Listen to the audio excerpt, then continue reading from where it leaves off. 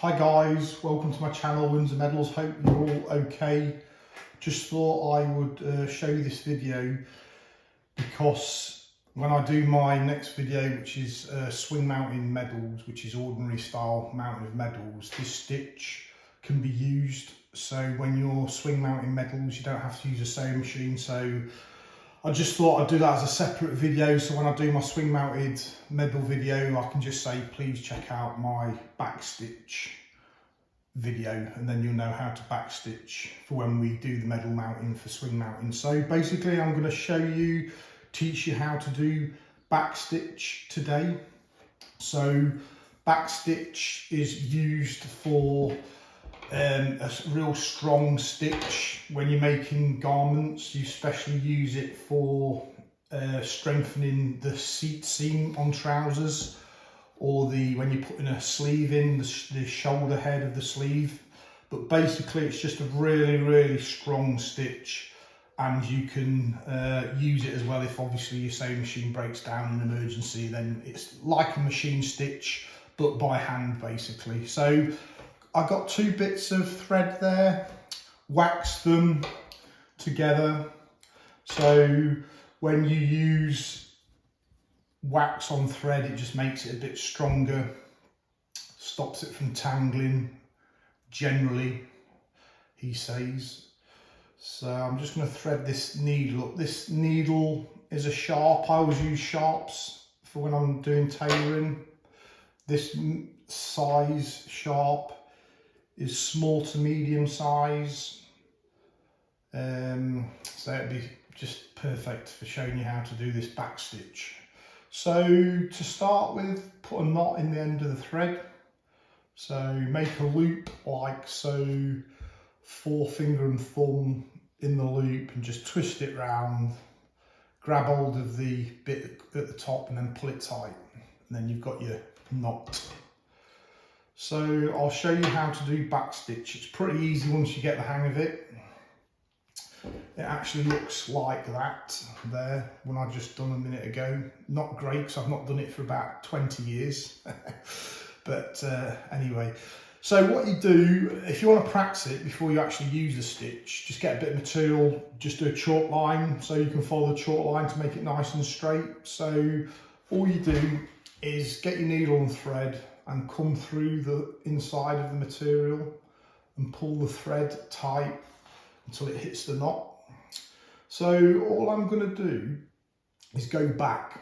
So I'm going to go back about 3 millimeters, 2 millimeters from where I come out, put the needle in, and then I'm going to come up about 2 or 3 millimeters after where the thread has come out there, and then I'm just going to pull it tight like so, and that will create your first stitch. So that's your first stitch. So the next thing you do, you get your needle and you go in at the first point of the stitch, the first stitch there. So you go in there and then pull it tight.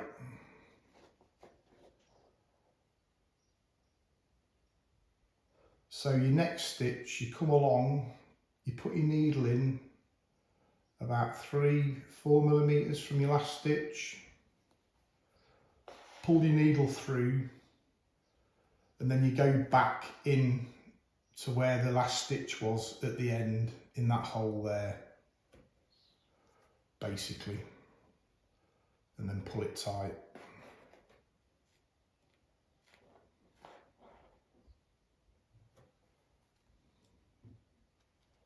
If you want to do it even quicker, put your needle in, but I think it's about 4 mil from the last stitch, pull it out, and then you can put your needle in at the end of your last stitch. Just say you're touching right at the end of the last stitch, put your needle in, and then push your needle through so it appears from the cloth about 3 or 4 millimeters from the thread here, and then pull it tight. It's just a quicker way of doing it. Then that's created your stitch. So you just keep repeating that basically go in here at the end of your last stitch, come out 3 or 4 millimeters past the thread here and pull it tight. And it's creating a line of stitches like a machine would do, but obviously this is by hand. So like I say, go in at the end of that last stitch there, go past the thread here about 2 or 3 millimeters, and then pull it tight. So in theory, all your stitches should be similar size as long as your spacing's the same each time you do it, i.e. where you put your needle in, where you come out with your needle after this thread here. Mine are a little bit different sizes. That's because I've got different gaps and spaces between the needle and this thread and where I come up. But if you take the time and get the spacing exactly the same each time, then the stitches will become equal. So like I say, it's used for strengthening, for a strong seam in garment construction, so, or for joining two bits of pieces of material together, which will be for when I do the swing mounted medals. I can show you how to do it, so you don't even need to use a sewing machine. I'll also show you with a sewing machine, but I just thought if some guys aren't used to using sewing machines, then you can just grab a needle, a bit of thread, and if you learn this stitch, then you'll be able to do swing mounted medals. So like again, I'll just talk you through it. So where I come out, well, the end of this stitch here, put your needle in to the inside, and then come out about 3 or 4 millimeters after this thread here, and just pull it tight. And then just keep doing that, repeat the process. Go in at the end of that last stitch, at the end there, go past the thread underneath where the threads come out and pull it up, and you're just creating a back stitch. Each time you do it, because you're going forward, but the stitch you create is backwards.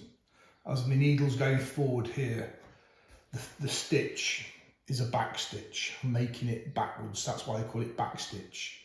So you just keep going. And like I said, if this was two bits of material together, it'd be solid. It'd be very difficult to get the two bits of material apart. Very strong.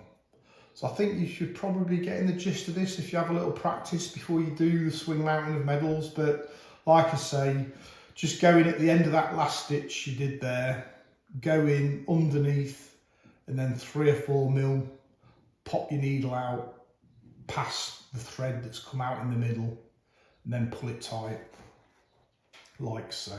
You just create your stitch there. So go in there, come up a bit further on, and then you've got your stitch. So once you get going on this, you can go quite fast, like I'll show you now. Like I say, I've not done this stitch for a long time. When I did my trade training courses at Blackdown Barracks, my class 3 tailoring course, we used to do lots of this, but I've left the army for 20 years now, so I can't remember the last time I did this stitch, but like I say, it'll come in handy for when I show you how to do swing mounted medals. So you can see there I've batted on quite fast. So you can do quite a long line quite quickly. Just go through it one more time and then we'll stop the video. So basically, where I finished that stitch there, the last stitch, you put the needle in at the end of that last stitch, then you go underneath and pop out 3 millimeters after this thread in the middle, and then pull it tight, creates the back stitch. So I hope I've explained that not too bad. Not got my thimble on, so it's hurting my finger. I've always used thimbles. It's a bit weird using sewing without a thimble, I've got to admit, but hey ho.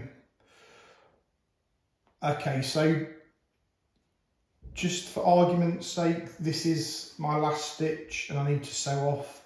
So I'm just going to go around a couple of times. So I'm going to go in at that point. This time I'm not going to go forward. I'm just going to come out at the end of that last stitch there and then go back in the other end of the stitch like so to the inside of the material, flip it over, pick a bit of fabric up and a bit of the thread, wrap it around the needle a couple of times, pull it tight, and the job's a good one. That's solid, it won't come undone.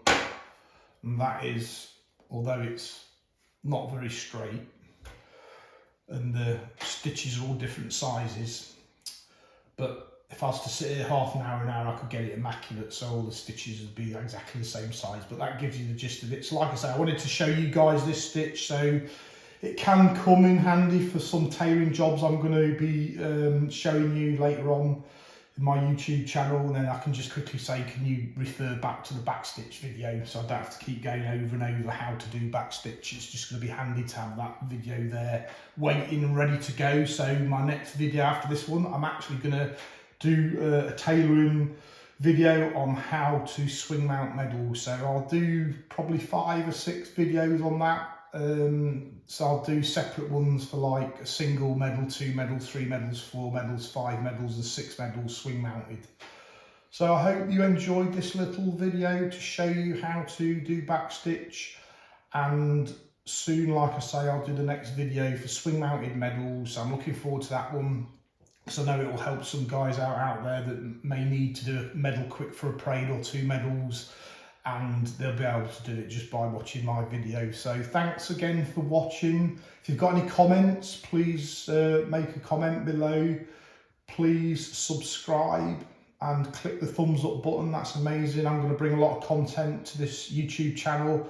I'm getting close to my 1,000 subscribers, so that's pretty good, but I need to get some watch hours up, so I need to make some videos. So I look forward to seeing you in the next video. So thanks for watching. Bye bye.